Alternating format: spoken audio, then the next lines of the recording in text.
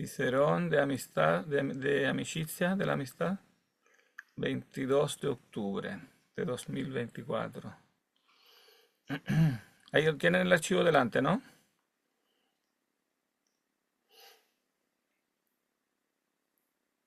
¿Sí? A ver.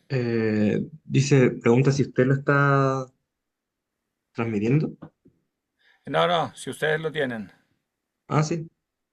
Sí, el que mandó, que subió a El Finjo, que, ¿no? el que subí. Ya, perfecto. Mm, si lo tienen, entonces no necesito compartirlo. Solamente recapitúlenme una idea de la parte que escucharon en la clase grabada.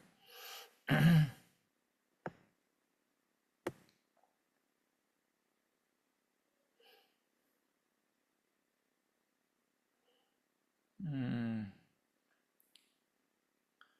Era de la 17 a la 32.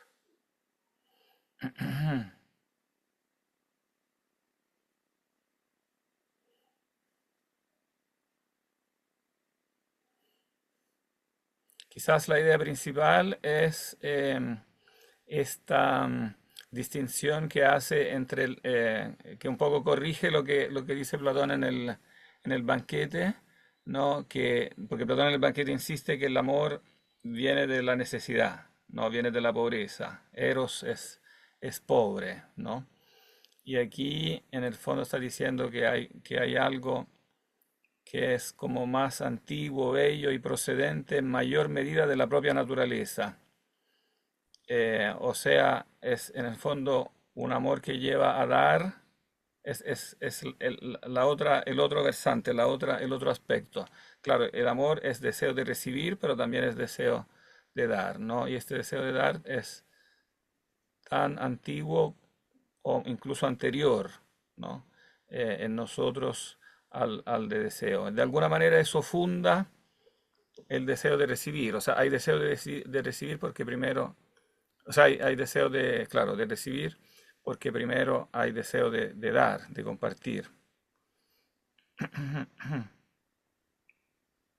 Entonces los amigos no son aquellos primariamente de los que yo tengo necesidad, ¿no? No es que el africano tenía necesidad de mí, ni yo de él, pero yo le apreciaba, o sea, hay un aprecio, una admiración, ¿no? Entonces, después a esa admiración siguen los beneficios, ¿no? Los beneficios están en la amistad, pero ella no está basada en los beneficios, ¿no? Eso quiere decir, vienen más bien después. Primero es el aspecto como gratuito, de admiración y por lo tanto deseo de dar, ¿no? Tendemos por naturaleza hacia la generosidad.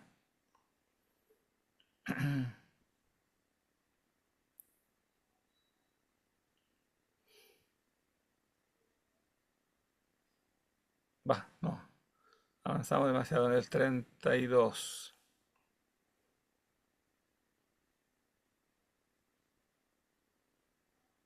Las leyes de la amistad de acá. Si los tienen voy a dejar de compartir porque así los veo a ustedes. Bien. ¿Quién quiere partir?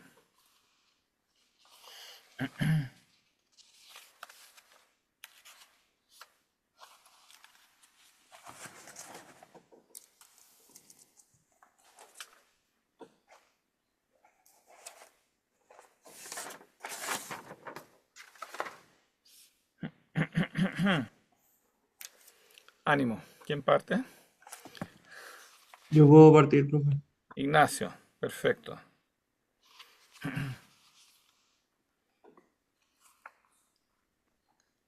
Número 33 entonces. 33. Ok. Espera un poquito.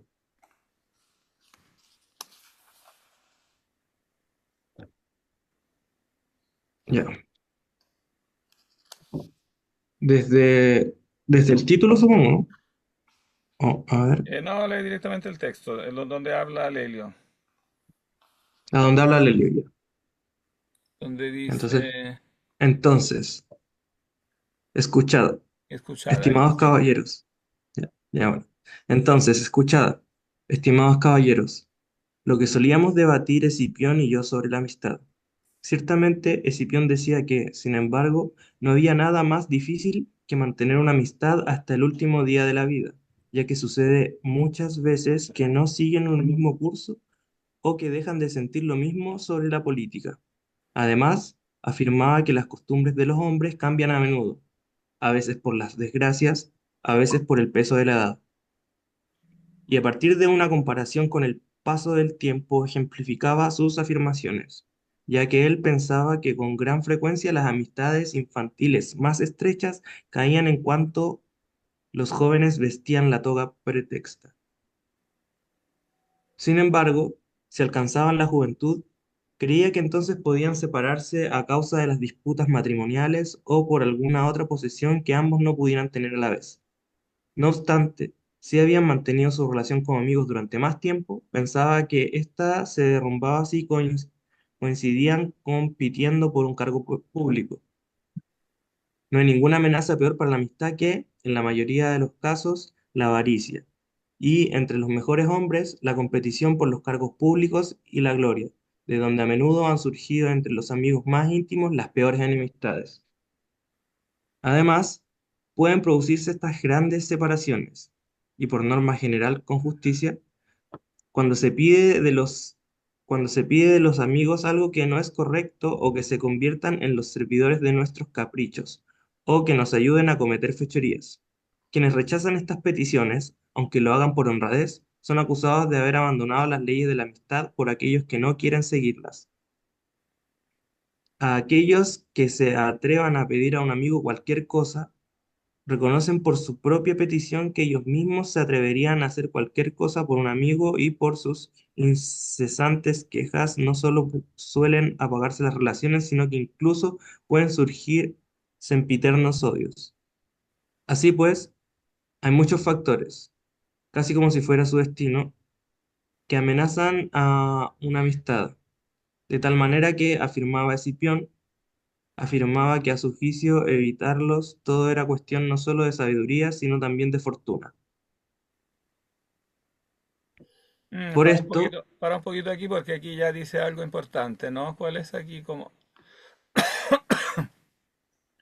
el concepto clave?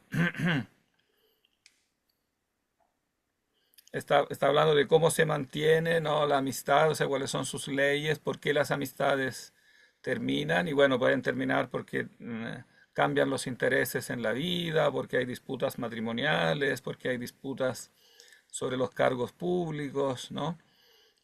sí, Pero finalmente también puede haber algo más, como más profundo que crea una confusión en la noción misma de amistad, ¿no? En esto que dice, em, a ver, lo voy a leer de aquí porque sí es el mismo texto. Profe, tengo una duda. Es ¿Sí? que en mi internet está súper malo. ¿En qué página quedamos? Que se me sale todo. Me tengo que volver a meter. Ah, estamos en el párrafo 36, 35, 35 en realidad. La página del archivo, la 19.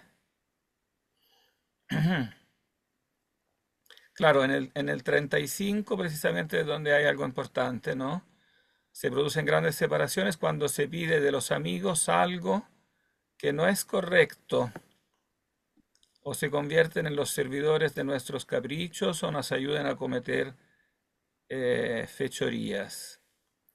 Quienes rechazan estas peticiones, aunque lo hagan por honradez, son acusados de haber abandonado las leyes de la amistad.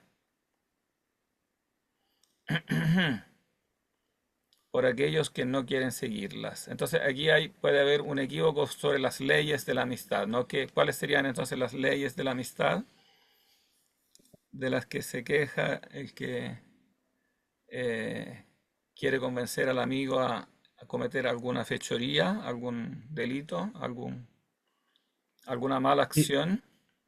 digo, lo que entendí yo es como que se presupone que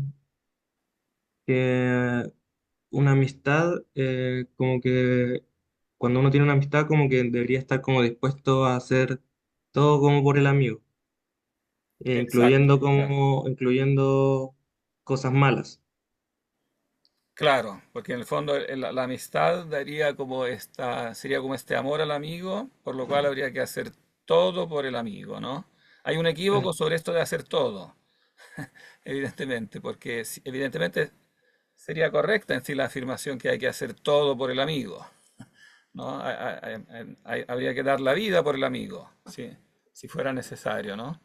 Entonces, en sí misma es correcta la frase, eh, pero se presta para una mala interpretación, cuando todo se interpreta como incluyendo una mala acción, incluyendo algo malo, ¿no? Y eso no puede ser incluido en este todo. ¿Por qué no puede ser incluido? O sea, ¿por qué no es lícito hacer algo malo por el amigo? Si yo digo, yo haría todo por el amigo. O podríamos decir que también es una falacia muy común cuando decimos, hago todo por la familia, ¿no? Porque, claro, por la familia tengo que estar dispuesto a cualquier sacrificio, ¿no? A hacer cualquier cosa. Pero claro, si este cualquier cosa se transforma en algo malo, evidentemente eso es una falacia. Hacer algo, o sea, que nosotros frecuentemente utilizamos como excusa, ¿no? Lo hice porque, o sea, hice algo malo, pero lo hice porque lo quería demasiado, como si pudiera uno querer demasiado, ¿no? En realidad no se puede querer demasiado a alguien porque el amor de por sí tiende a lo infinito. Entonces siempre se puede amar más, no se puede amar demasiado. Cuando se dice demasiado, ¿qué se quiere decir en realidad? Cuál es ahí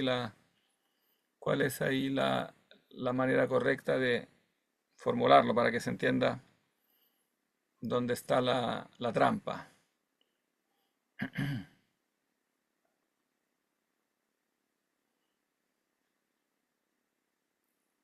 ¿Se entiende la pregunta?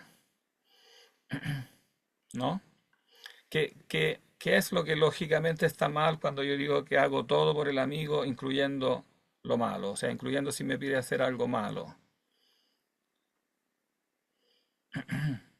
Digo, lo que A ver, no sería. lógicamente, ¿Mm? Dale, no.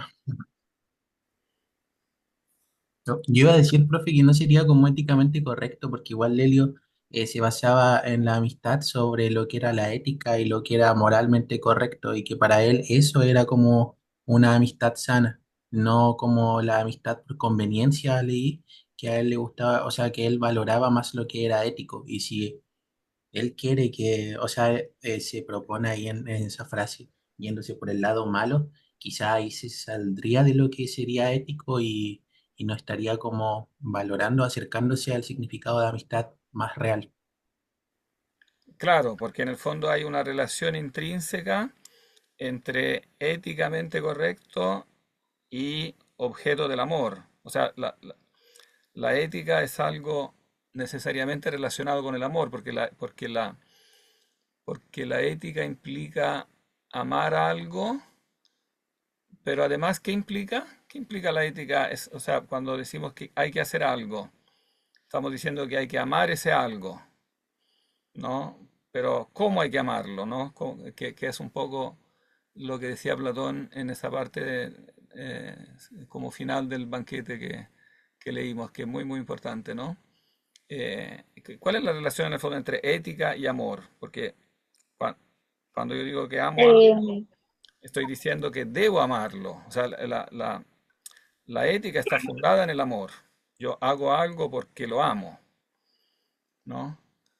Pero porque hay un deseo natural de amar, pero también un deber de amar. O sea, las cosas que yo amo me atraen. era, ¿Cómo? era el por amar las cosas bellas, pero que eran bellas porque eran buenas, y ahí es lo que era como éticamente correcto dentro como de lo que era la conciencia también, de lo que era conocido. ¿De lo que era? Eh, o sea que la relación entre lo que estaba hablando era de amar las cosas porque eran bellas, pero eh, eran bellas cuando eran buenas y eran buenas cuando estaban dentro de lo ético, según lo que cada uno, como en las creencias de cada uno, como dentro del conocimiento de cada uno para Espera, pero creer no que en la, algo era, claro, pero no ¿no? solo en la Ah, ya. creencia, pero no solo en la creencia subjetiva de cada uno, sino que él insiste que hay como una escala de valor, o sea, que las cosas deben ser valoradas de acuerdo a lo que las cosas ellas mismas Hay, intrínsecamente valen, era ¿no? el cuerpo, la mente, el último era el alma, pero no me acuerdo, había otro entre medio. No, no, cuidado, el último no era el Ah, alma, no, está primero el cuerpo, después el alma, después sobre el alma, no me acuerdo. La política, o eh, las buenas no costumbres, alguna cosa. exactamente, sino que eso, las buenas costumbres, las buenas costumbres, porque en el fondo la buena costumbre, ¿qué es? La buena costumbre es la costumbre de amar las cosas en orden. Entonces, claro, y cuando yo digo que amo el alma de alguien, está bien, la amo porque el alma de una persona es una cosa en sí misma bonita, o sea, que tiene su valor en sí mismo. Pero este valor del alma no es un valor estático. O sea, cuando yo amo una flor, el valor de la flor es su belleza, su perfume, que es el que no es que cambie, salvo después cuando se marchita, digamos. Pero digamos, mientras la flor dura, digamos, el valor de la rosa es el que es, no cambia. Pero el valor del alma es algo dinámico, porque el alma puede hacer más bella o menos bella por su propia opción, por su propia voluntad, ¿no? Entonces, cuando yo digo amo a alguien, claro, lo amo porque es una buena persona, supongamos, pero este ser buena persona no es algo estático o algo necesario, sino que puede variar. Entonces, yo puedo amar más, por ejemplo, más una persona si se porta mejor, ¿sí? Porque esa es el valor de la persona como que sube, acorde a cómo la persona misma se eleva, ¿no?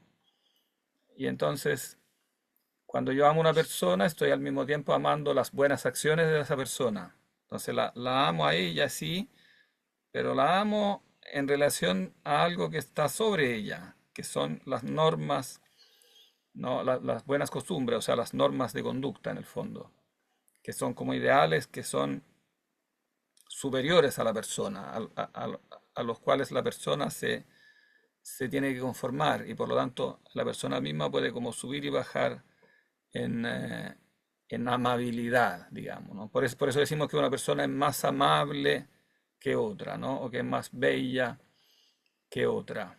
A pesar de que decimos también que hay un valor básico de la persona que es como intrínseco, o sea, una persona es siempre una persona, tiene como una dignidad personal como ser humano que nunca puede perder del todo. Entonces siempre tenemos que respetarlo, etcétera.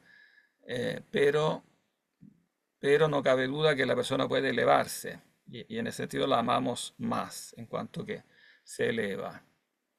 O también podemos amarla más aunque se porte mal, pero el objeto de eso es, o sea, el amor que le damos cuando se porta mal no es para que se quede ahí, sino que es para que se eleve, para que se mejore, ¿no? Entonces no es un amor estático, diga, bueno, te amo así tal como eres, pero quédate ahí donde estás. No, eso, ese no es verdaderamente amor, ¿no? O sea, si tú amas a alguien, lo amas de un modo dinámico, porque la persona misma es dinámica y puede mejorar. Entonces, amarla significa querer que se mejore, querer el bien de ella, ¿no?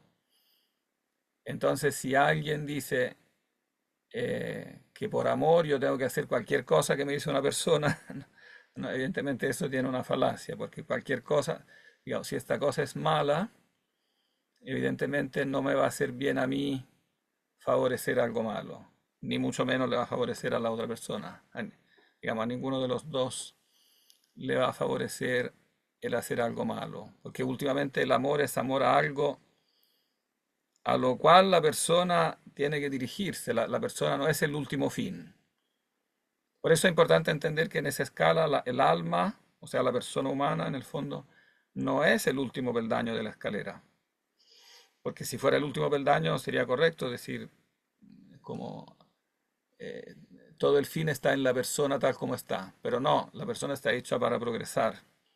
Entonces realmente hay un peldaño más que es las normas de conducta y por sobre las normas de conducta hay otro peldaño. ¿Cuál es otro peldaño más? ¿Se acuerdan? Yo ahí no recuerdo si venía la política o saltaba el tiro a la naturaleza, o la ciencia. Claro, pasa a la ciencia. O sea, por sobre las normas de conducta están los conocimientos, en el fondo, porque las normas de conducta son normas prácticas, pero estas normas dependen de conocimientos. O sea, para tú hacer bien algo tienes que primero conocerlo. Y entonces, en el fondo, las normas éticas dependen de los conocimientos últimos, digamos, sobre la realidad. Entonces, él dice las bellas ciencias, o sea, el conocer la realidad. Porque si tú conoces la realidad, ahí puedes armar en el fondo la escala de valores que te permite amar las cosas en orden, ¿no? Y por sobre estas ciencias, por sobre las bellas ciencias, él dice hay una ciencia suprema, hay todavía un peldaño más. ¿Cuál es el último peldaño que es el que explica después toda la escala para abajo? Él dice, por sobre las bellas ciencias hay una ciencia suprema, ¿no? Y esta ciencia suprema es ciencia de, ¿cuál es su objeto?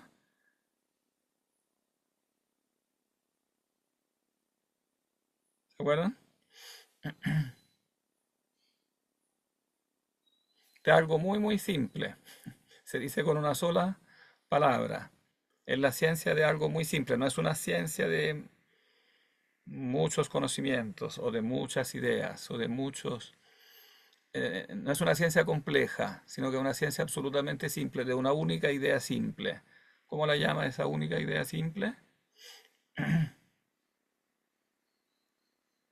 ¿Se acuerdan? Es simple, ¿eh? Es lo más simple que se le puede ocurrir.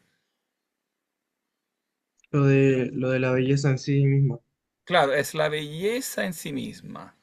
Es la belleza en sí misma. Todo lo que hay de bello en los escalones inferiores, ¿no? No es más que un reflejo de la belleza en sí misma. Todos los otros seres, los cuerpos, las almas, etcétera, son bellos porque reflejan la belleza en sí misma, ¿no? Que para él es sinónimo en el fondo, del bien en sí mismo, del bien en sí. La belleza en sí o el bien en sí es lo mismo. Todo se hace en función del bien en sí, ¿no?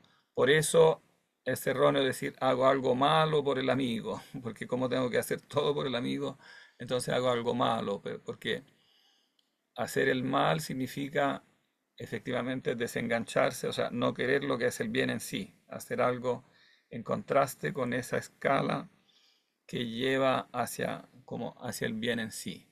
Y por lo tanto, claro, cuando yo hago algo malo, siempre ese algo malo tiene apariencia de bien. Por eso nos engaña, porque no existen las cosas malas. Lo que llamamos cosas malas, en realidad, o sea, más que cosas malas, es erróneo decir cosas malas. Más que cosas malas, porque existen acciones malas.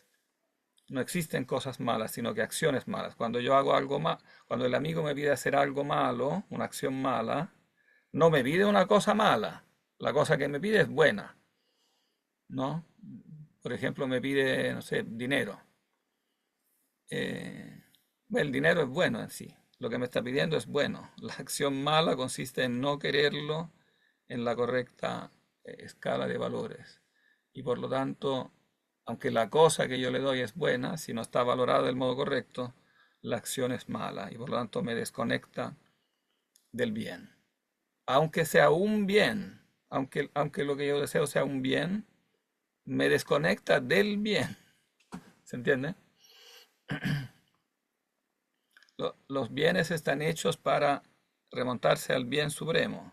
Pero si yo los deseo por sí mismos, desconectados del bien supremo, me desconecto del bien supremo. Y entonces me quedo queriendo un bien limitado. Y eso en el fondo es el mal, quedarse queriendo un bien limitado, ¿no? Pero nosotros nos engañamos diciendo, bueno, pero eso que estoy queriendo es bueno, por tanto estoy haciendo bien, ¿no? Sí, pero es bueno, pero mientras me limite y no me permita progresar, se convierte en malo. Se me vuelve en contra. Aun siendo un bien, se convierte en algo que me está positivamente dañando. Bien. Bien, bueno, y sobre esto después también, bueno, él pone después, hace como ejemplos prácticos de eso. Leamos un poquito de los ejemplos que hace. Eh, sigamos leyendo ahí del 36. ¿Algún otro voluntario? Para que descanse Ignacio.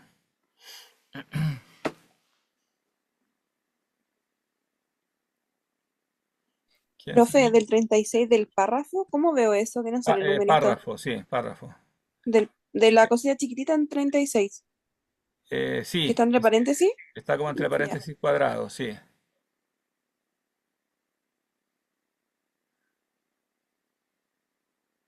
Sí, ¿tú quieres partir?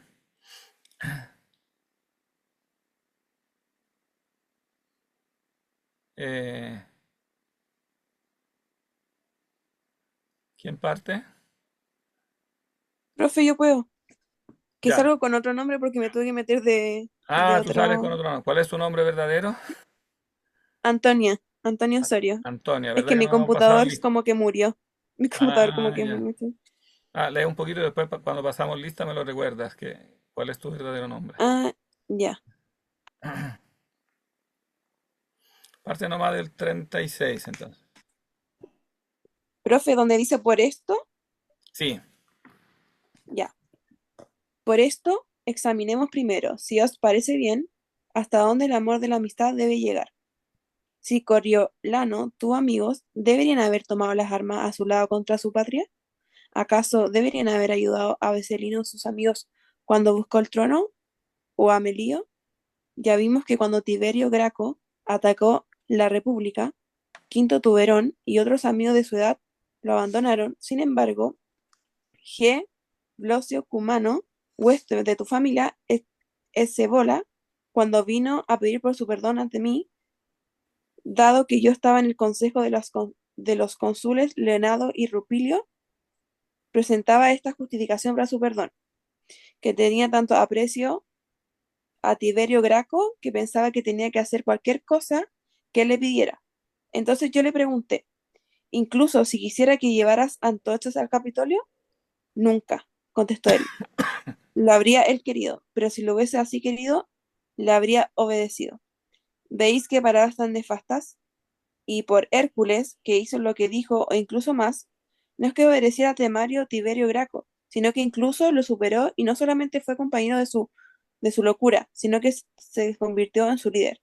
Y así, como tenía miedo de someterse ante un tribunal, en su locura escapó a Asia, se unió a nuestros enemigos y cumplió con una condena justa y dura por sus crímenes contra la República. Así pues, no excusa en modo alguno el error haberlo cometido en aras de un amigo, pues si el aprecio a la virtud es lo que es lo que aúna las a una. amistades, difícil es mantener una amistad si te alejas de la virtud.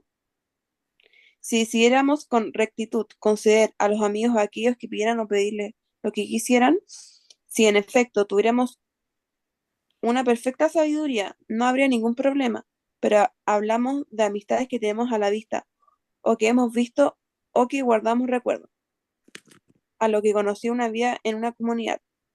De esta muestra debemos tomar nuestro ejemplo y especialmente de aquellos que más se acercaron a la sabiduría. Sabemos que Papo Emilio fue íntimo amigo de Lucino, así nos los contaron nuestros padres, que fueron cónsules dos veces ambos y juntos compartieron la censura. Entonces también se recuerda que Manlio, Mercurio y Tiberio Coruncanio tuvieron una relación muy estrecha. Entonces, si ni siquiera podemos llegar a sospechar que alguno de ellos pidieron a su amigo cualquier cosa que fuera en contra de su confianza, confianza de los juramentos o de la República, pues en efecto, ante tales hombres, ¿qué importa decir si no los planteáramos que se debería pedir como aquellos hombres eran de los más venerables? Sería abominable no solo pedir algo así, sino también igualmente hacerlo si te lo pidieran. Sin embargo, a Tiberio Graco lo seguían Gayo Carbón, Gayo Gatón y ciertamente su hermano.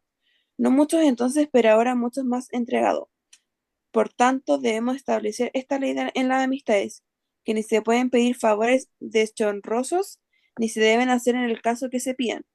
La amistad apenas sirve como excusa, y bien poco dice en favor de la que le presenta, tanto en el resto de errores como si alguien confiesa haber actuado en contra del interés de la República. Por un amigo, y así ahora, Fanio y Cebola, hemos llegado a tal punto en el que es necesario prever con antelación las desgracias que pueden abatirse sobre la República. Nuestro espacio de discurrir político actual lleva ya un tiempo divergiendo un poco de los usos de nuestros antepasados. Tiberio Graco intentó ocupar el trono, o mejor dicho, consiguió reinar unos pocos meses.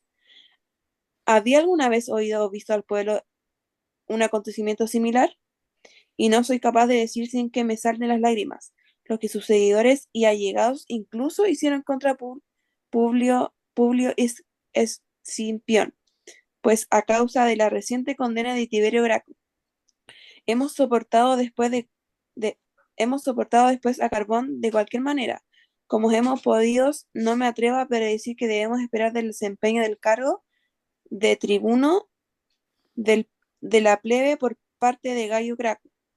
Este asunto, que desde el momento en el que empezó se desliza de cabeza hacia la ruina, trae cola. Ya veis qué desastre ha afectado las votaciones, primero con la ley Gabinia y 2 años después con la ley de Casio. Me parece que ya puedo ver al pueblo separado del Senado, dirigiendo los asuntos de Estado más importantes basándose en la opinión de la muchedumbre, y más personas habrán que sepan cómo conseguir que suceda esto que cómo resistirse a ellos. Ahí para un ratito aquí.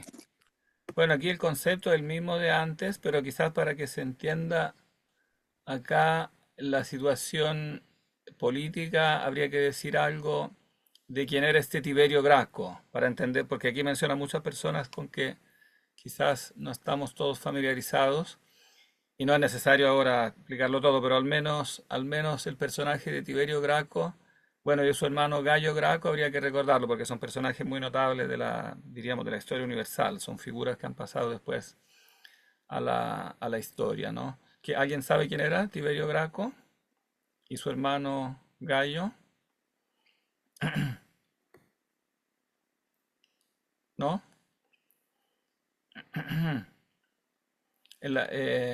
Para explicar un poquito el contexto político, bueno, Tiberio Graco y Gayo Graco fueron tribunos de la plebe. El tribuno de la plebe en Roma era el magistrado que defendía los intereses, digamos, del pueblo contra como los intereses de la aristocracia.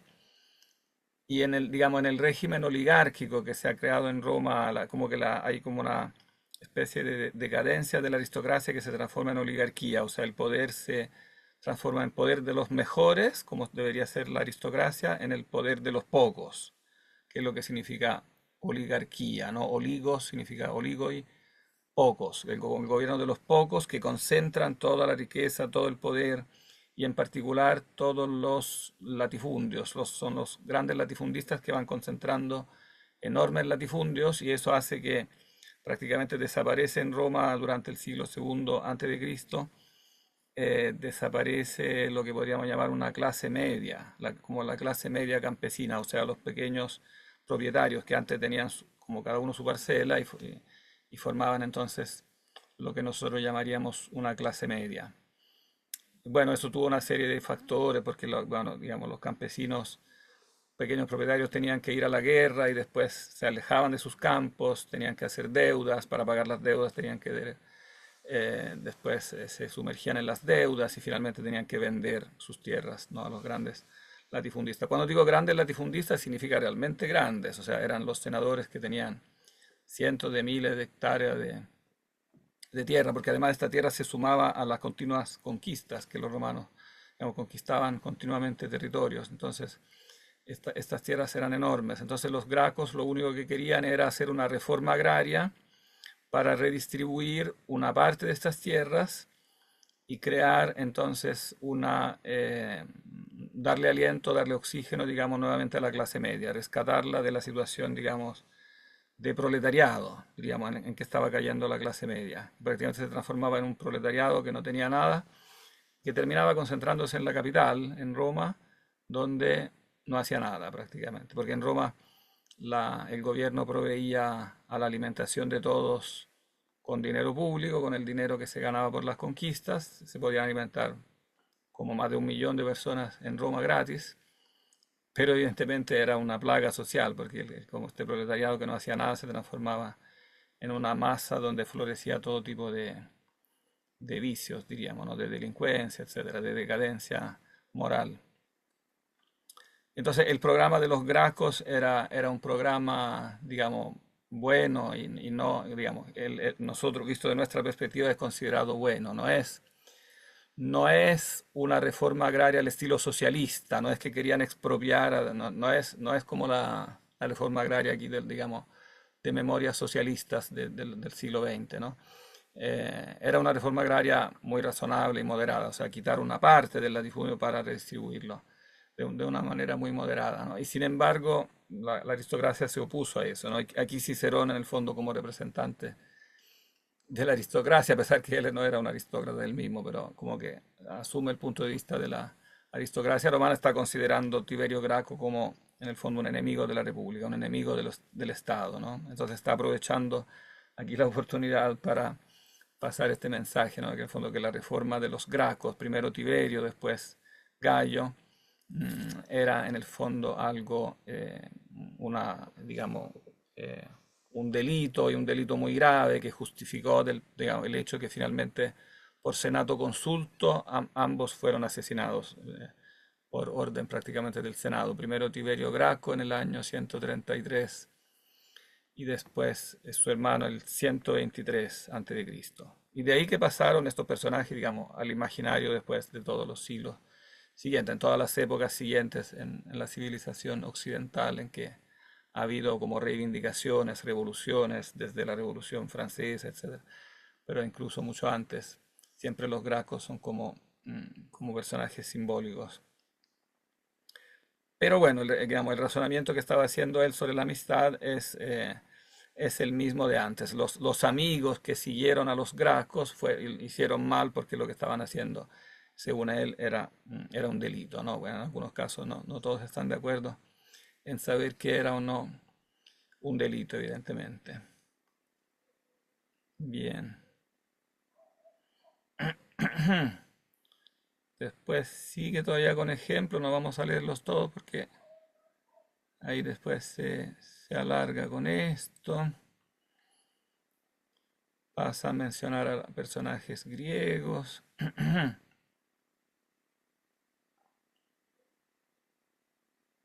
En el fondo la ley de fondo que quiere recapitular es que entonces no excusa en modo alguno el error haberlo cometido en aras de un amigo, pues si el aprecio a la virtud es lo que aúna las amistades, difícil es mantener una amistad si te alejas de la virtud.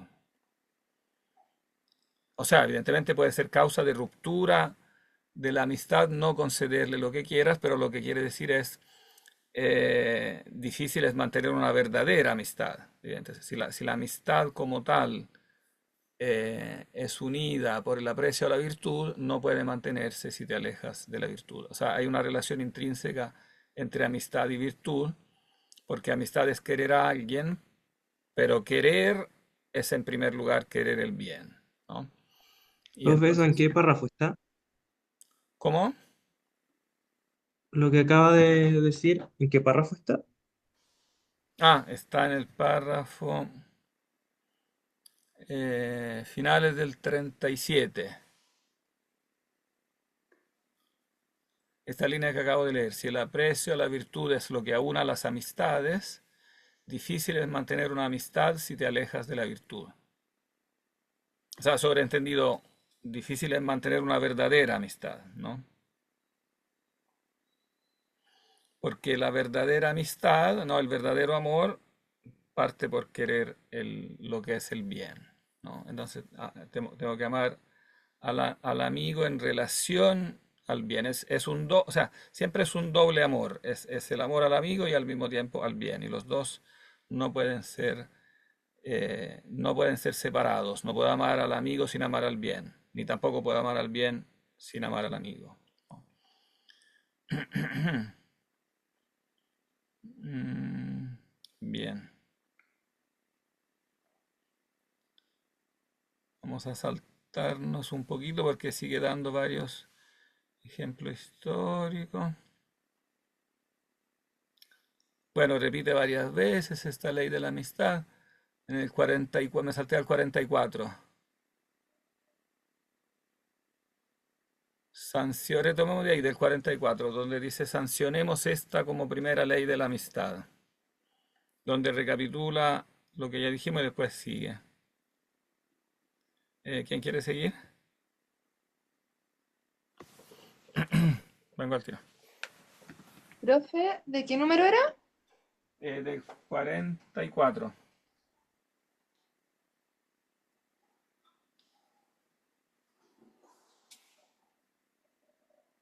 Profe, yo puedo leer. Se fue. Perfecto. Ajá. Espérate que antes que se me olvide, quiero pasar lista.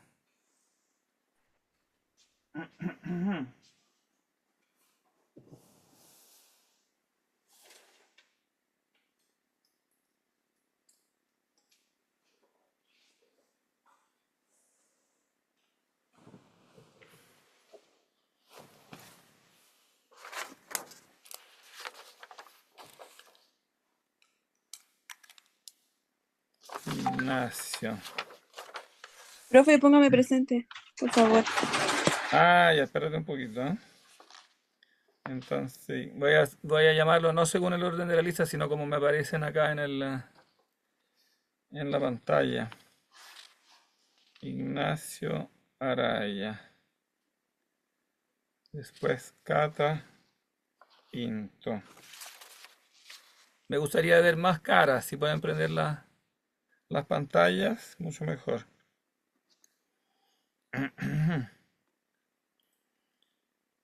Sí, tú que tienes Joaquín ahí, ¿cómo es tu nombre? Antonio Osorio. Antonia. Osorio. Perfecto. Carlos Rojas. Paula Castro. Valentina. Jacinta. José. ¿José? Se nos fue. ¿A mi profe? Está. Ahí, sí. Lola. Zingara. ¿Cómo es tu apellido? Suazo. Suazo. Suazo. Florencia.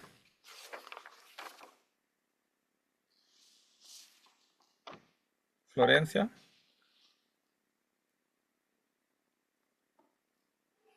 María José.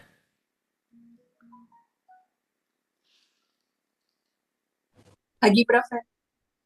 María José. Sergio. ¿Cómo es tu apellido? Enríquez. Enríquez. Ren. ¿Ren? Mm, Antonia estaba. ¿Dónde está? Se fue. ¿Antonia? Estoy aquí, Ok. profe. Es que Estás, estoy en la U, entonces no puedo prender la cámara, perdón. ya. Nicole. Nicole.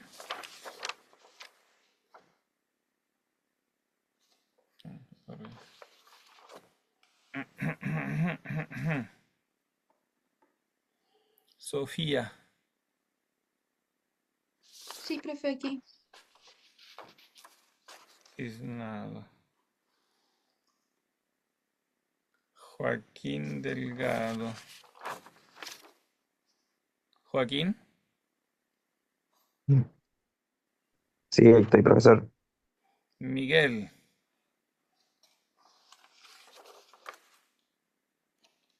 Miguel. Sí, aquí estoy, profe. Ah, ya. ¿Y por qué no puedes prender la cámara? O sea, de ahí después la puedo prender. Que te echamos de menos. Sí, sí, en un rato más la prendo. Ya. Contamos con eso. Ya.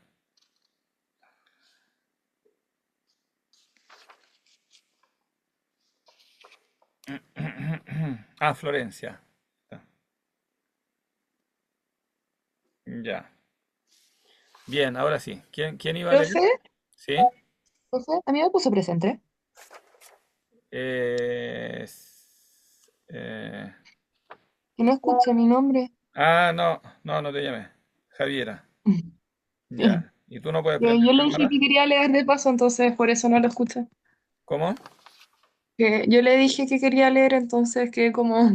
Ah, tú querías leer. Ah, excelente. Sí. Perfecto. Bien, parte entonces. Ya, entonces el 44 del por lo tanto, ¿no? Exacto. Ya. Por lo tanto, sensaciones.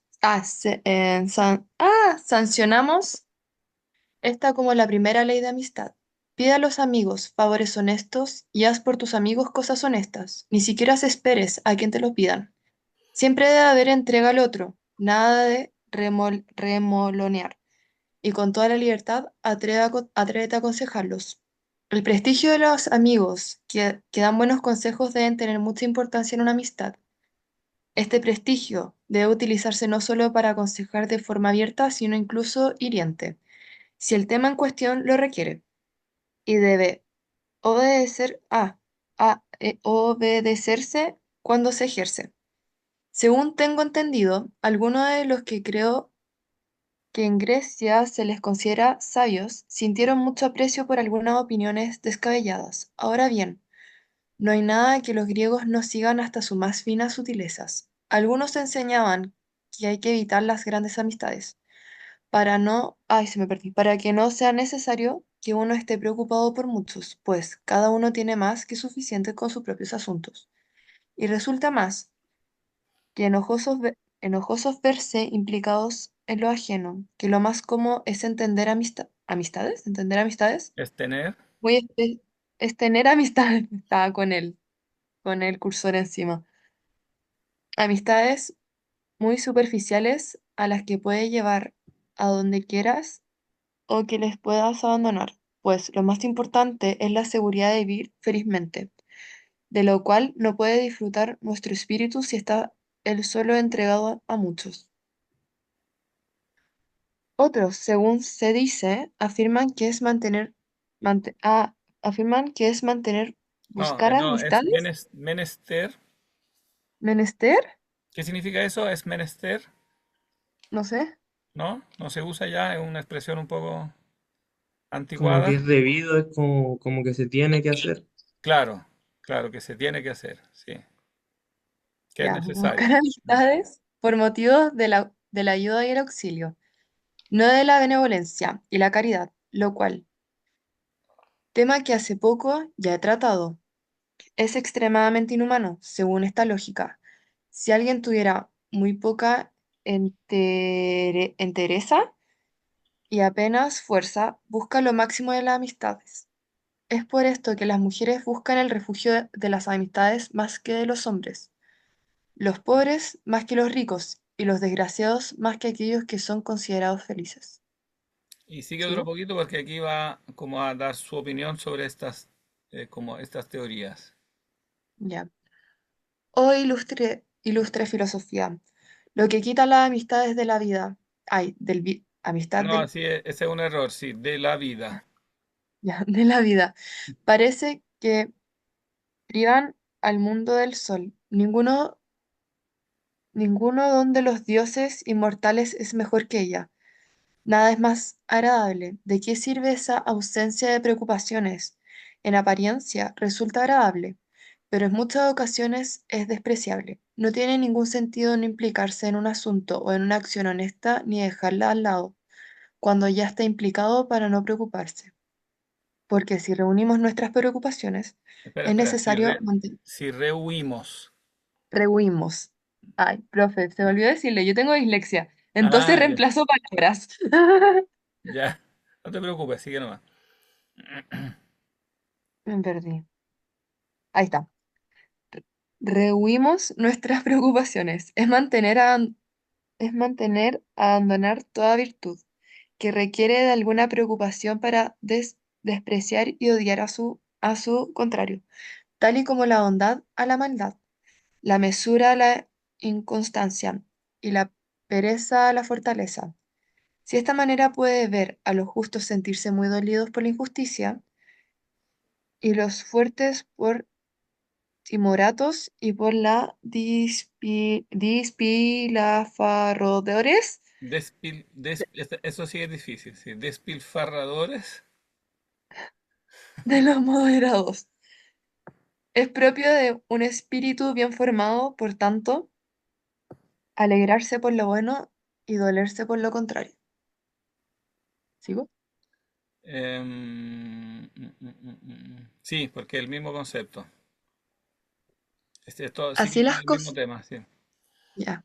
Así las cosas, si caen sobre el sabio el dolor del espíritu, que por supuesto también le afecta a no ser que consideremos que han extirpado cualquier vestigio de humanidad de su alma. ¿Por qué motivo deberíamos arrancar la amistad de nuestra vida? ¿Para que no nos acuse problemas? ¿Qué diferencia habría si privamos el hombre de sus sentimientos? No diré ya entre un hombre y un animal, sino entre un hombre y un árbol, o una piedra, o alguna otra cosa de este estilo. Tampoco hay que hacer caso a esos que desearían una virtud sólida y casi de hierro. La virtud es tanto en la amistad como en muchas otras cosas, tierna y maleable, de tal manera que no se expanda entre los éxitos de un amigo, pero se encoja entre sus adversidades. Por consiguiente, esta angustia de la que estamos obligados a caer con frecuencia por un amigo no es tan importante para eliminar la amistad de nuestras vidas. No es más importante que el rechazo de toda virtud, por el simple motivo de que pocas preocupaciones y problemas nos afecten. No, espera, para ahí porque yo creo que aquí ya tenemos un punto importante, ¿no? En realidad son dos puntos, porque la primera parte que leíste eh, era un tema y después como que pasó a otro tema, ¿no?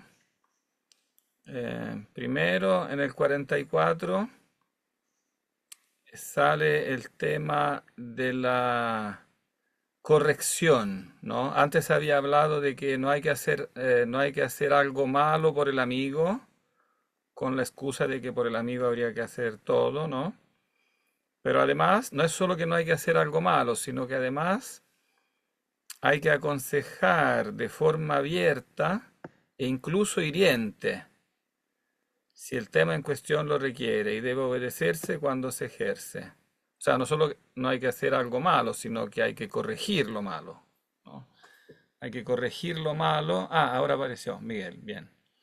Eh, hay que corregir lo malo y a veces incluso de manera dura, ¿no? Claro, no es que haya que siempre partir de manera dura, sí, ya, también se puede partir de una manera suave, ¿no? Pero si es necesario, incluso hay que corregir de una manera dura. No es verdadero amigo el que no corrige. con la excusa de que no quiere ofender, ¿no? Eh, bueno, ese es un tema hoy en día de mucha actualidad, porque hoy estamos como en muchos países, en muchas partes, difundiendo la idea de que nunca hay que ofender a nadie, o sea, nunca hay que decir nada un poquito más, no fuerte, porque alguien se podría ofender, ¿no? Pero el problema es que si yo nunca ofendo a nadie, o sea, si nunca nadie se siente como irritado por algo, es que nunca estoy, es mala señal, porque significa que nunca estoy corrigiendo nada. Claro, es verdad que uno puede ser hiriente sin necesidad. No, no hay que, no, evidentemente no se trata de eso, ¿no? La idea no es ser duro, ser brusco, pero si nunca, nunca, o sea, como regla general, si nunca pasa que soy duro o un poquito irritante para alguien, entonces no, lo más probable es que nunca esté corrigiendo nada, porque es improbable que no haya nada que corregir. O sea, digamos, no se trata, repito, de estar corrigiendo todo el rato a la gente, ¿no? Estar obsesionando a la gente con las correcciones, ¿no? Pero si nunca se está haciendo una corrección, entonces hay algo que no funciona, porque como es difícil que no haya nada que corregir, ¿no? Sobre todo si se trata de alguien cercano, ¿no? Eh, de alguien que tengo delante frecuentemente, y entonces tiene que haber algo que arreglar, que corregir. Si nunca hay nada que corregir, no es signo de, en el fondo, de verdadera amistad o de verdadera cercanía. Significa que estoy haciendo oídos sordos en el fondo para no tener problemas. Eh, y después pasa, bueno, igual está conectado con lo que dice después, que también es muy importante.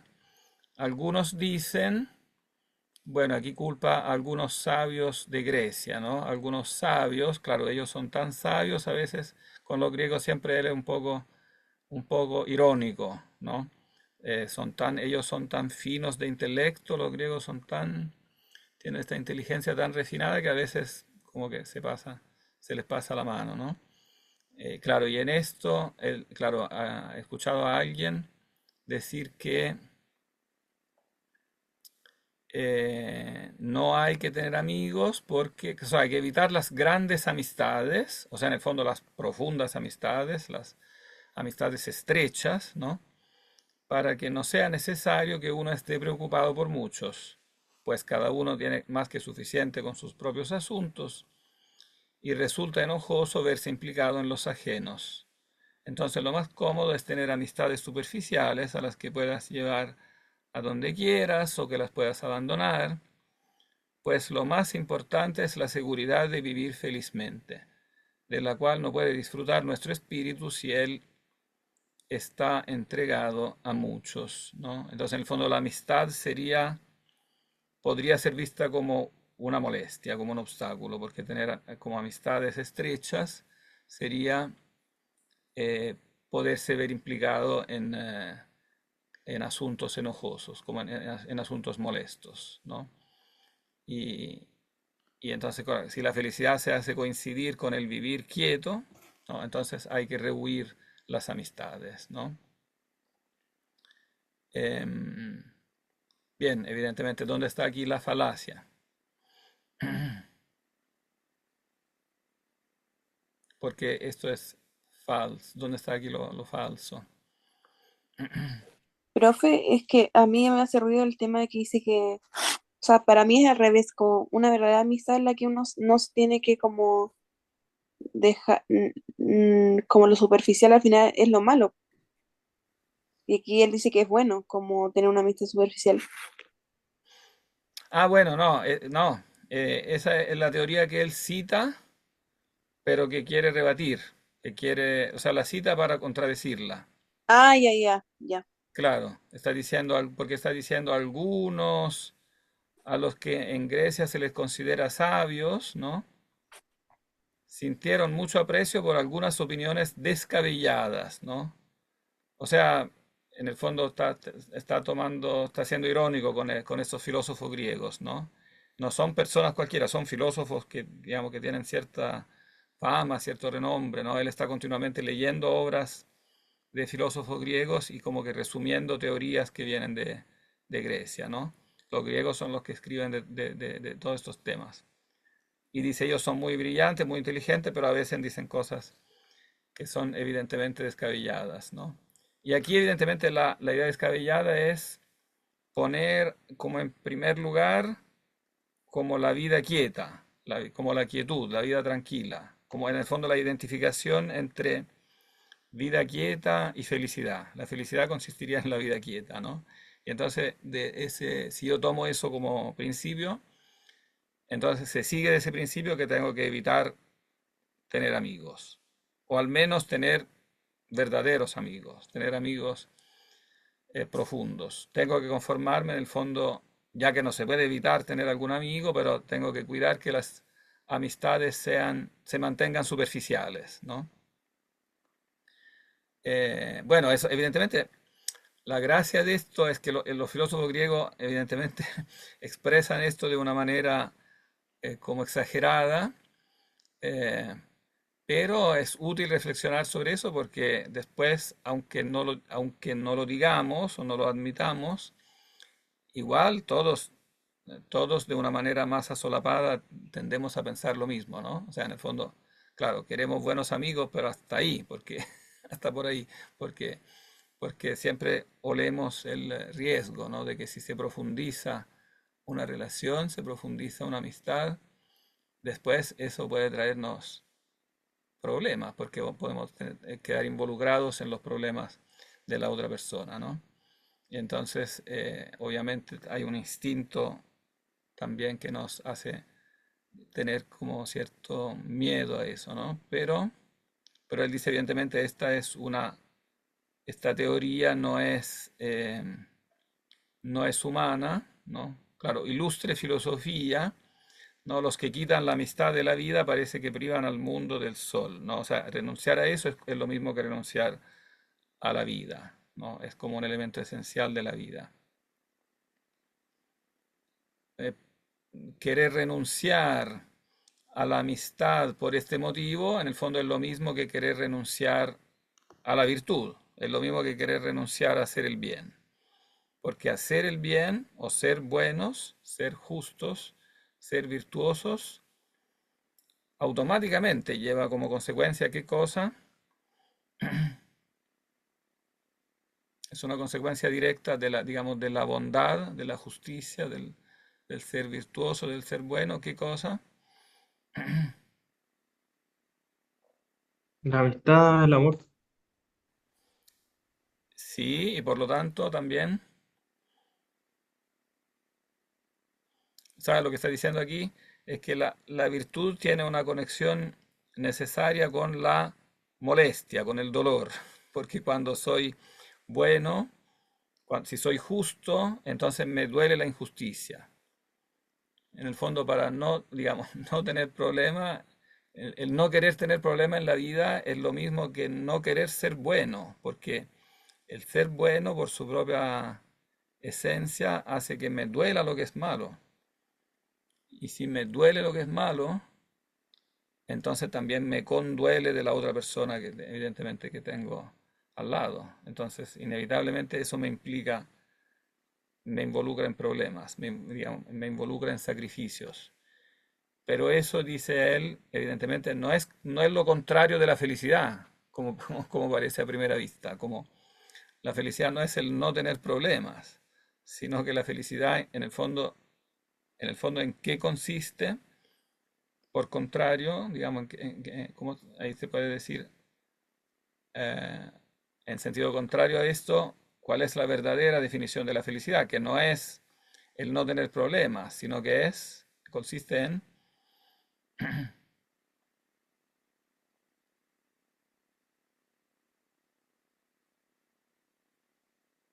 podría deducirse, no la da aquí la definición, pero puede deducirse, ¿no? De lo que acabo de decir. Es muy simple, ¿eh?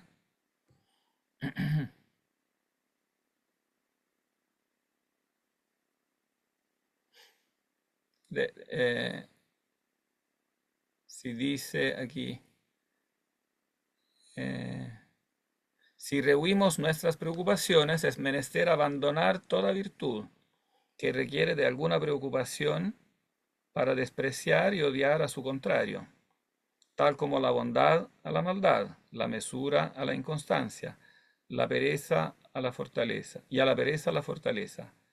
De esta manera puedes ver a los justos sentirse dolidos por la injusticia, a los fuertes por timoratos, y por los despilfarradores a los moderados.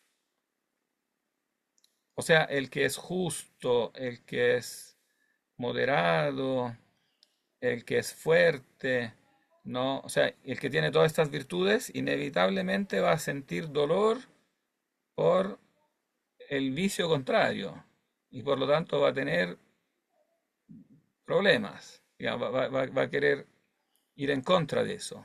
Entonces, en el fondo, es intrínseco al ser bueno dolerse por el mal y por lo tanto tener problemas por los males, o sea, en el fondo involucrarse en los problemas porque me duelen esos problemas. Y entonces me involucro con ellos, ¿no? Pero paradójicamente en eso consiste la felicidad. ¿Por qué consiste en eso la felicidad? Porque en definitiva, ¿en qué consiste la felicidad? En razón de lo que acabas de decir. ¿Cómo ir superando estos problemas? Estos Sí, problemas pero aún antes de superarlos, hay una felicidad incluso por adelantado. O sea, obviamente la felicidad completa, digamos, Como a experimentar el placer, ¿o no? o sea, cuando tú te involucras en los problemas, no experimentas el placer, porque experimentas la molestia, en un plano empírico, digamos, experimentas mucha molestia, pero en un plano interior experimentas felicidad, porque, porque ¿qué da la felicidad en definitiva?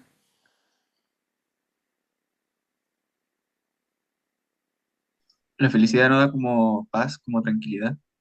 Pero ¿qué da esa paz y esa tranquilidad? Esa es la pregunta, porque en un nivel empírico parece que la paz en un sentido empírico o la tranquilidad en un sentido empírico la da el quedarse uno en su casa, si uno tiene una casa y una buena casa, etcétera, uno se queda en su casa tranquilo y en eso parece consistir la felicidad, ¿no? En esta tranquilidad empírica, en el fondo. Pero él lo que está diciendo es que no consiste en eso, porque la verdadera felicidad consiste, o la verdadera paz, ¿no? Consiste en que, a pesar que aparentemente es lo contrario, porque me estoy involucrando en un problema, ¿no? El involucrarle en el problema es lo que me va a dar esa felicidad o esa paz más profunda, más verdadera, porque esa verdadera paz viene en el fondo ¿de qué viene? Es simple. ¿De la alegría? No, de la felicidad. Pero esta felicidad ¿de qué viene? En qué se radica?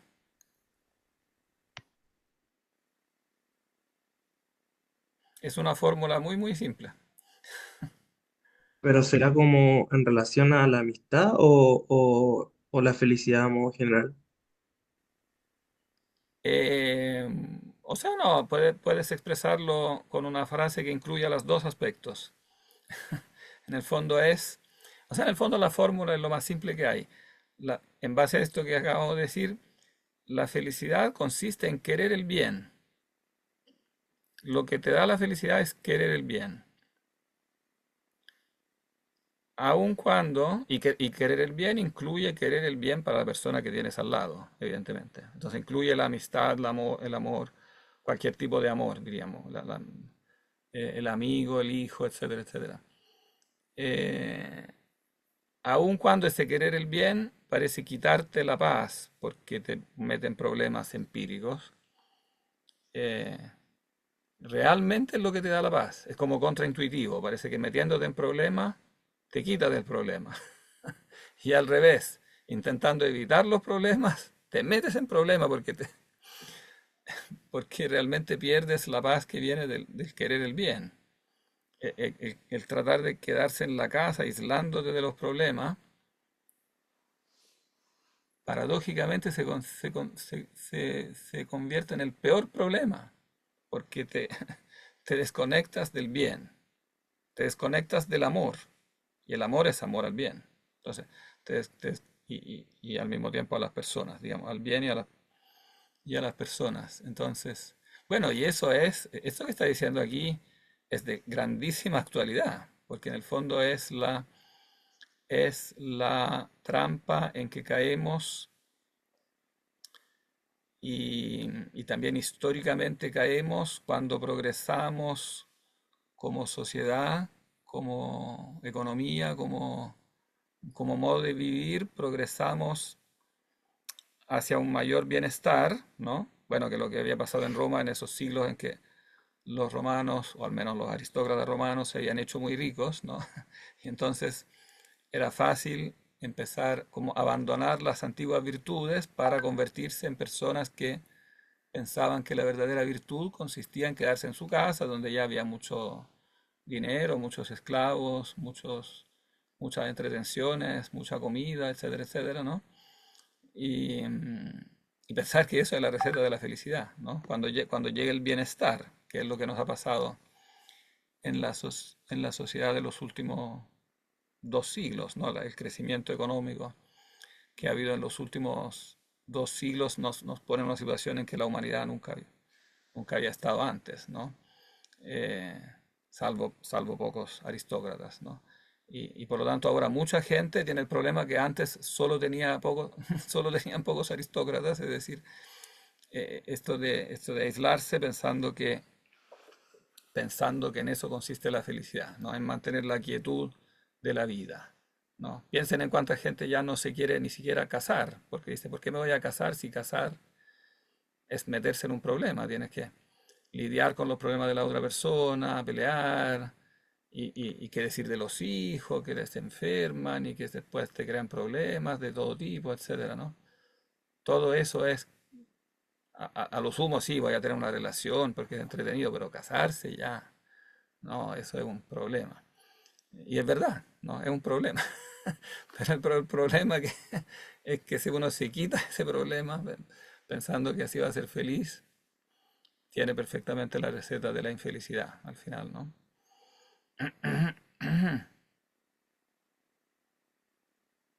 Mm, Bien.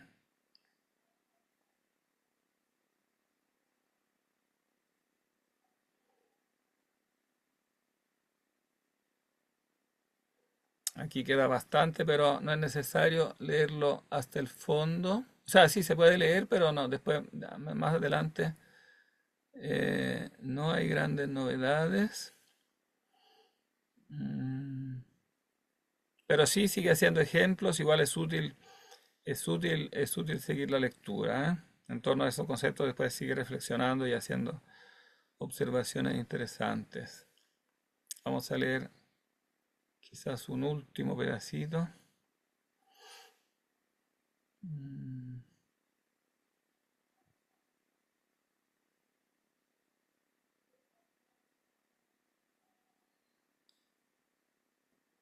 Quizá esto del tirano, que es como el ejemplo límite. Sí, podríamos. Sí, no vamos a saltar, sino que sigamos otro pedacito aquí mismo y terminamos con este ejemplo del tirano, que es como el ejemplo extremo de este mismo concepto. Sigamos de acá otro poquito, entonces, del 48. ¿Quién quiere leer este último pedacito?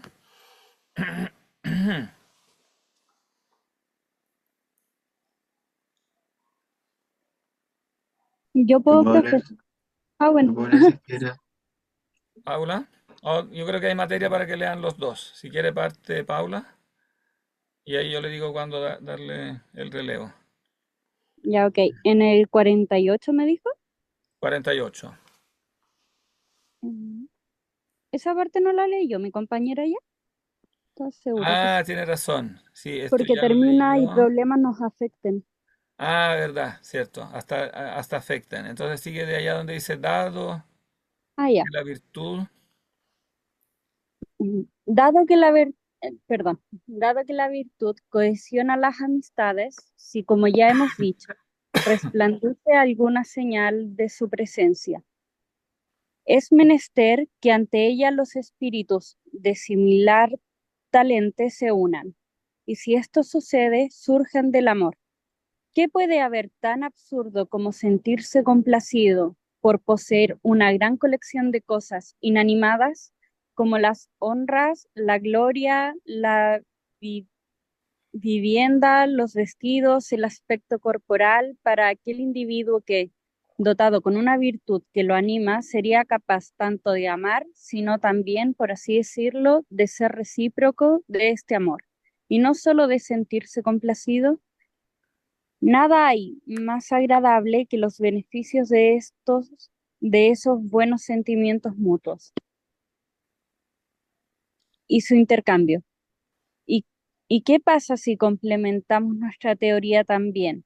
Porque es posible y correcto añadirlo, señalando que no hay nada que seduzca y atraiga hacia sí a ninguna cosa tanto como la similitud a la amistad, pues que tendrá que reconocerse que es cierto que las buenas personas disfrutan con los buenos y que reconocen que están unidos a ellos por su naturaleza y por una sensación de familiaridad. Mm, Nuestra naturaleza se abalanza más que ningún animal sobre aquello que le parece semejante a sí misma. Por esta causa, Fanio y Esébola debe quedar claro que, en mi opinión, las buenas personas tienen casi la obligación de ser buenos con el resto de buenos, lo cual la naturaleza ha establecido como la fuente de la amistad. No obstante, este sentimiento de bondad también se preocupa por la masa. La virtud no es inhumana, ajena a las responsabilidades y exclusiva, ya que tiende a proteger incluso a los pueblos enteros y cuidarlos de la mejor manera. Esto, en efecto, no lo haría si rechazara la ayuda al pueblo. Por Y otro puede ser, lado, quizá puede hay... seguir Miguel. Ya. Por otro lado, a mí aquellos que fingen sus amistades por el interés, me parece que eliminan de la amistad el lazo más estimable. No es tanto el provecho que se puede sacar de un amigo como el propio amor por el amigo, lo que nos complace y entonces sucede que nos agrada aquello que hace un amigo por nosotros si lo hace con entrega. ¿Cómo se contradice con esta teoría de que las amistades se cultivan por necesidad el hecho de que quienes la cultivan son los más generosos y filantrópicos, aquellos que por su riqueza, abundancia y gran virtud, en la que está la mejor protección, apenas si carecen de algo, pero no sabría decir si no es necesario para una amistad que ni siquiera falte nada, pues cuando se habría fortalecido nuestra relación, si Escipión no hubiera necesidad nunca de mi consejo o de mi actuación en Roma o en la guerra, así pues no sigue la amistad al provecho, sino que es el provecho lo que sigue a la amistad. No deberíamos escuchar entonces a los hombres que persiguen el placer si en algún momento debaten sobre la amistad, para la cual ellos no encuentran ninguna utilidad ni motivo. En el nombre de los dioses, no, sí, en el nombre de los dioses y los hombres, existe quien desearía nadar en la máxima abundancia y vivir sin que le falte de nada para no apreciar a nadie ni ser apreciado a nadie. Esta es la vida de los tiranos, en la que no puede existir ninguna lealtad, ninguna amabilidad, ninguna confianza permanente en la benevolencia, sino que todo resulta siempre sospechoso y preocupante, y no existe lugar alguno para la amistad. Y es que, ¿quién aprecia a quien teme o al que cree que le teme? Sin embargo, se cultivan esas amistades fingidas durante un tiempo, porque si al final acaban cayendo, como suele suceder con frecuencia, entonces comprenden cuán pobres eran en amigos. Dicen que Tarquinio dijo que al exiliarse supo realmente cuántos amigos fieles tenía y cuántos no. Cuando ya no podía recompensar o castigar a ninguno de ellos, sin embargo, me sorprendería que él, con aquella soberbia e insolencia, pudiera haber tenido algún amigo. De la misma manera que las costumbres de éste, al que acabo de mencionar no le pudieron procurar auténticos amigos. Así los recursos de muchos poderosos dejan fuera las amistades fieles. No solo la propia fortuna es ciega, sino que muchas veces incluso convierte en ciegos a aquellos los que ella ha elegido, pues así su orgullo y arrogancia los sacan casi de su lugar. Y nada puede llegar a ser más insoportable que un necio afortunado. Y es bien fácil ver que aquellos que antes fueron de trato agradable cambian al recibir el mando militar, el poder o la prosperidad, desprecian a sus antiguas amistades y se complacen en las nuevas. Lee otro pedacito aquí, el 55, y ahí lo dejamos. ¿Qué comportamiento es más necio que comprar cuando se poseen abundantes riquezas, recursos y posesiones? Todo el resto de cosas que se pueden comprar con dinero, como caballos, esclavos, magníficos vestidos y delicadas vajillas, y no cuidar los amigos que son, por así decirlo, los mejores y más bellos muebles de una vida. En efecto, cuando compran todas esas otras cosas, no saben ni para quién las compran ni por quién se esfuerzan, pues cada una de ellas acaban siendo propiedad de el más fuerte. En cambio, las amistades son para todos una posesión segura y firme, de tal modo que, incluso si se mantienen aquellos bienes que son casi un regalo de la fortuna, una vida yerma y carente de amigos no puede ser agradable, pero con esto ya hemos tratado bastante este tema. Este tema, bien. Ahí el resto después lo dejamos para lectura personal. Pero ahora resumamos un poquito esto, ¿no? Aquí resume un punto importante.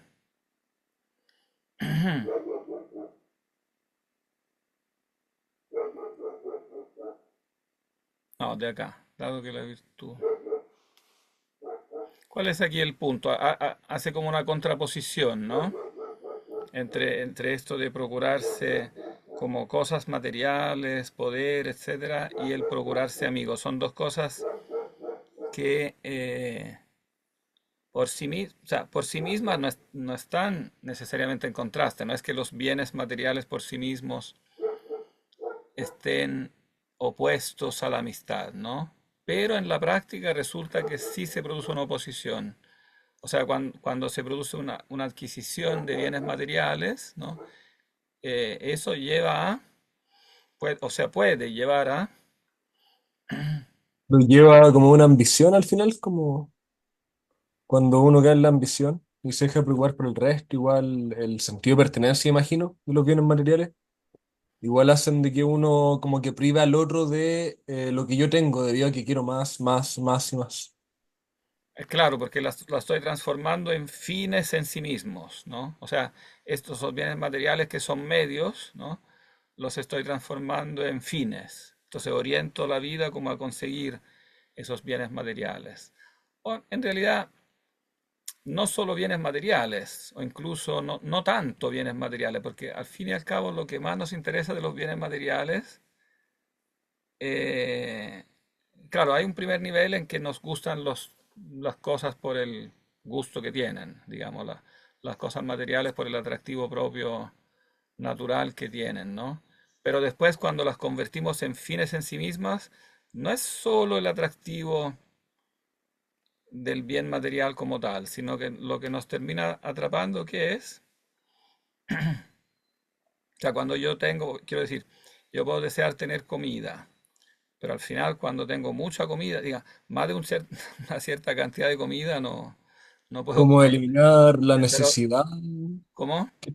eliminar las necesidades que tengo y bueno, la facilidad también en lograr solventar las necesidades que uno tiene como humano. Claro, ese es como el primer estadio. Uno tiene necesidad, supongamos, de comida, vestido, casa, etcétera, ¿no? Después, una vez que están satisfechas las necesidades en un nivel básico, entonces quiero una mejor comida, un mejor vestido, una mejor casa, etcétera. Pero llega un punto en que ya no hay como más que eso materialmente, ¿no?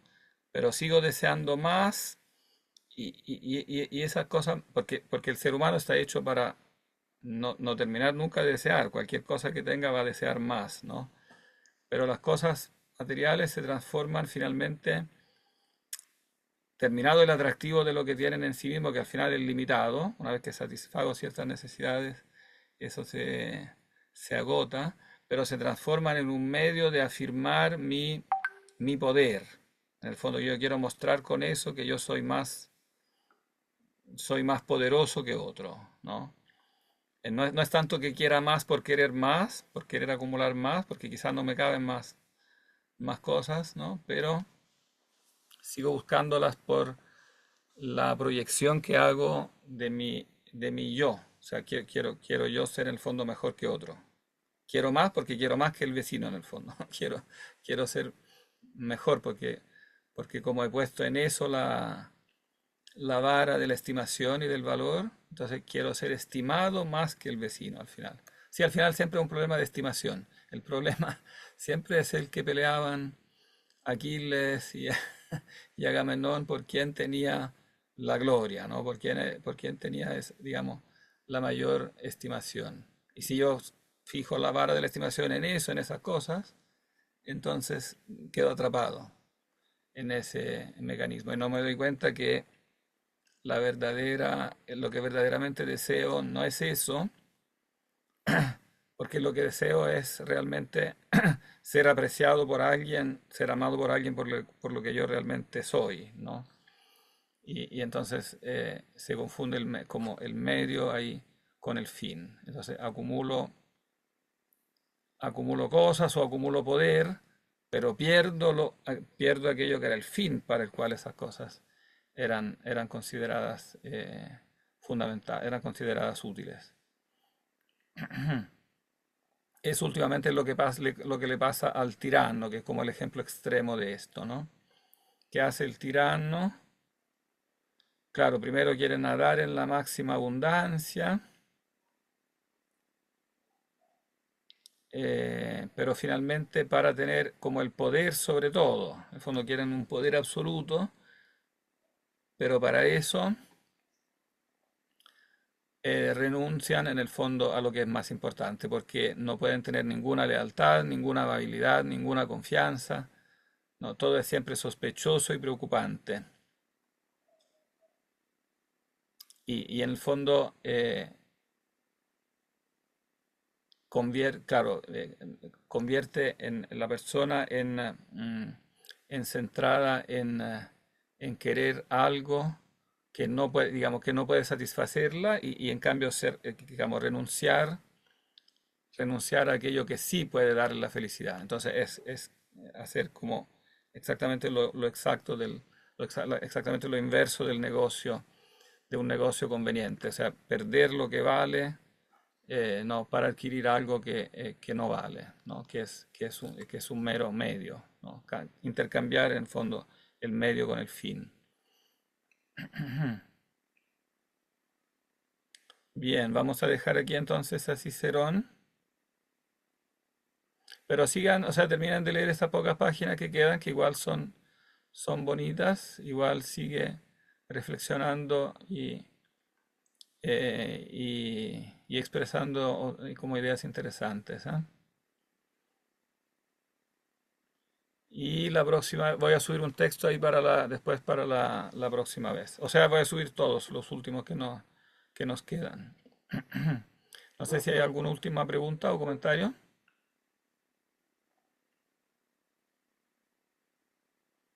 ¿No? ¿Se entiende? ¿Todo claro? Sí, Bien. profe. Ujú. Perfecto. Bien. Quedemos en eso entonces.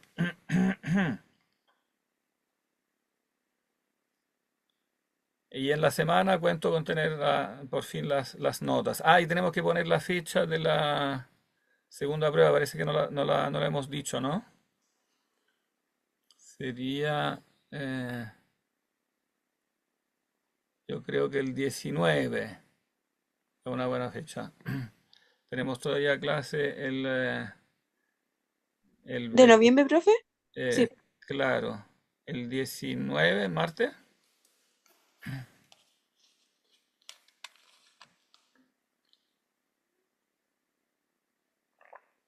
Sí, ya Marta. Perfecto. Entonces vamos a dejar eso como fecha para la segunda solemne. ¿Ya vos, profe? Bien, un gusto entonces. Hasta la próxima. Buenas tardes, Que Chaito. estén Chao, bien. profe, que esté Nos bien. vemos, profe. Chao. Chao, profe, gracias. Chao. Chao, profe, que esté bien. Igual.